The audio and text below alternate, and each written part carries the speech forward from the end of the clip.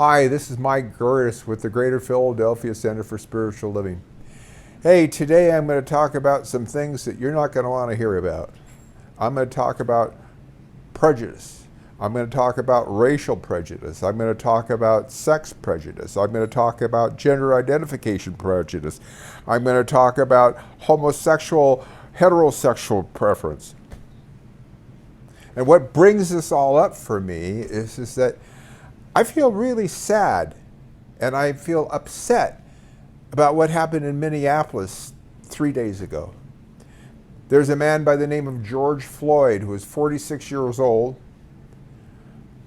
unarmed, was killed by a policeman. He struggled, he tried to tell the policeman he couldn't breathe, but it didn't help. The policeman killed this man. Now you could say, well, it was an accident. Okay, fine, it was an accident, but I don't think the same thing would have happened if if George Floyd happened to be white instead of an African American. The officer, by the way, was white. Now he's been fired, and some of the other people associated with him were fired, but I don't know all the final details on this, but I'm sure they will come out eventually. And people will say, well, you know, we just need to train our officers better. I think it's more than just training our officers better. I think what we really need to do is recognize that inherent in the white culture is racism. That's true. And I know there's a lot of my white brothers and sisters out there saying, oh, no, that's not so. Yes, it is so. And if we don't feel that we're racist now, there probably have been times in the past where you were. You might have been feeling how much better your school was than the poor black kid's school. Now, I remember that it was that way in West Seattle. I went to West Seattle High School, and we felt so cool. We were primarily a white public school. I can remember Ty Hughes was our one African-American kid in the entire school. And he got razzed by some low-level people in our class because he was African-American, because they were racist. But I also remember that the other school that we competed against, Garfield, was predominantly African-American. Now, it was very interesting when we would think our school is better than their school.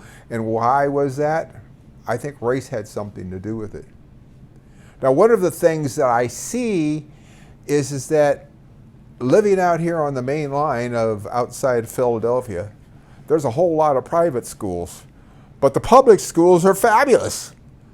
And then I hear about the schools that are in the inner city in Philadelphia and how they struggle to get by, and that the kids don't test as high there. I know that not enough money is going there either. I know there's not an equal distribution of dollars going into education. You know what? When we recognize that's happening, we're just perpetuating the fact that black kids are getting a poorer education than white kids. And so, yes, naturally, black people don't make as much money generally as white people because they don't get the education. It's really sad. There's lots of history there's a lot of history of racial prejudice in our land. You know, and we have to recognize it's time to stop that. And we need to stop it with ourselves by recognizing the truth of when we are racist and when we take our white privilege for granted. Because in many ways, we have a white privilege. I can walk down the street with a hoodie on and not get pulled over by a cop. I can do all kinds of things without being concerned what's going to happen to me, which I could be concerned with if I was an African American. I noticed we had an African American man that came to our center on Sunday mornings, and he would always be dressed to the nines. And I knew one of the reasons why he would always be dressed to the nines, because he was driving to the main line. And a black person coming into the main line, you better look good, otherwise you might get pulled over. We need to look at our racial bias. But not only that, let's look at the sex situation, the sexual bias, this gender bias. Women still don't make as much money as men when they're having the same occupations. And women are still denied access to some occupations, although that is changing. Women used to make only 70 cents for every dollar men make. Now they make 85, so there's progress. And there's women now at the top of the corporations, which is great. That's progress. And more women are going in managerial roles, and more women, as a matter of fact, I understand there's more women now in medical schools than men. So things are changing. But when? Tell me when we're going to when are we going to pass an Equal Rights Amendment? When is this really going to happen? When are we going to recognize that women have a right to declare and decide what happens to their own bodies?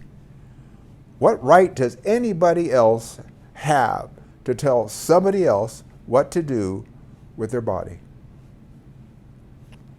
It's sad. And then I happen to be heterosexual. That just happens to be. But I know some dear friends that happen to be homosexual.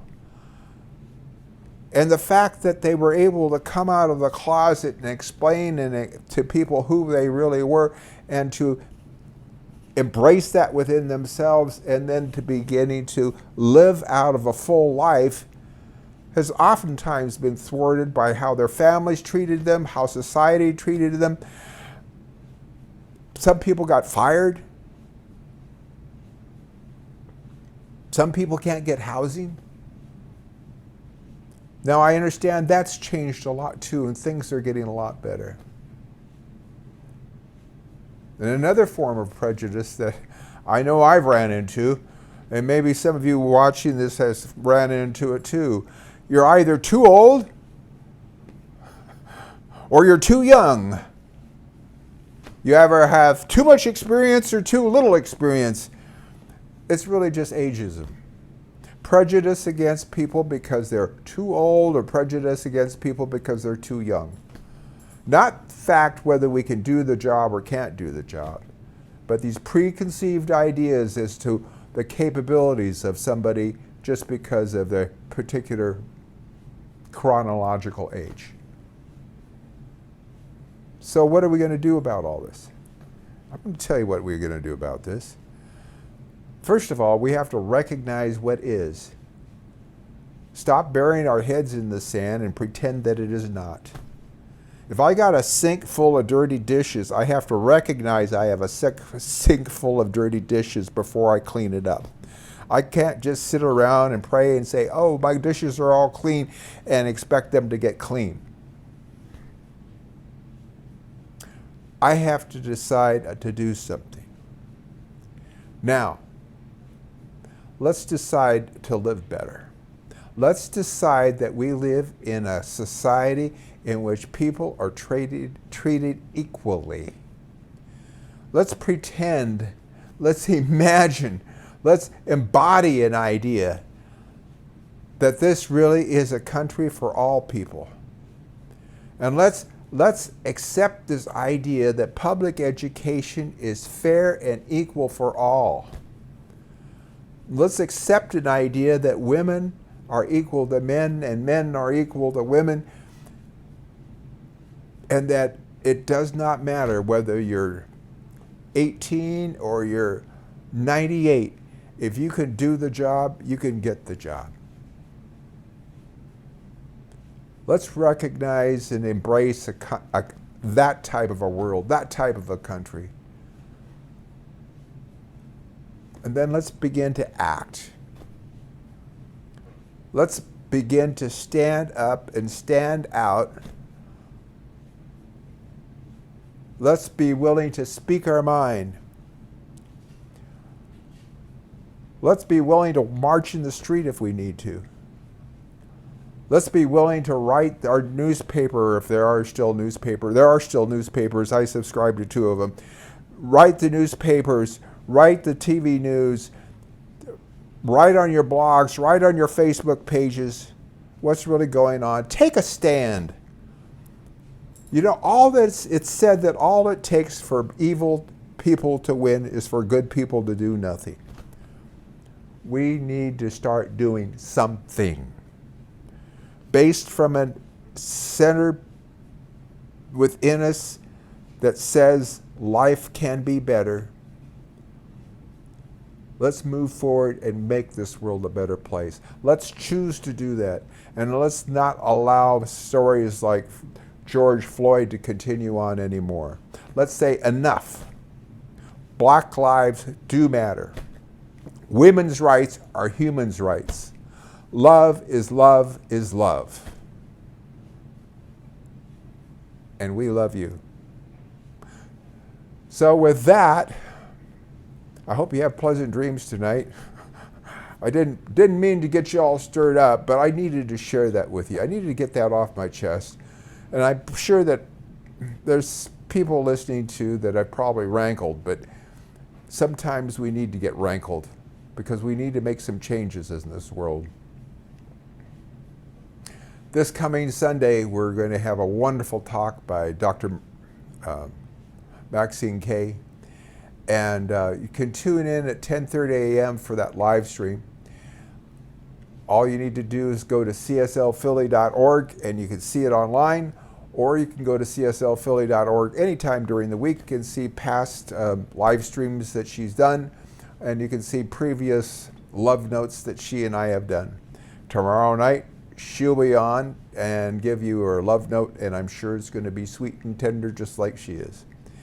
With that, I'm going to bid you adieu. Have a great night. Bye-bye.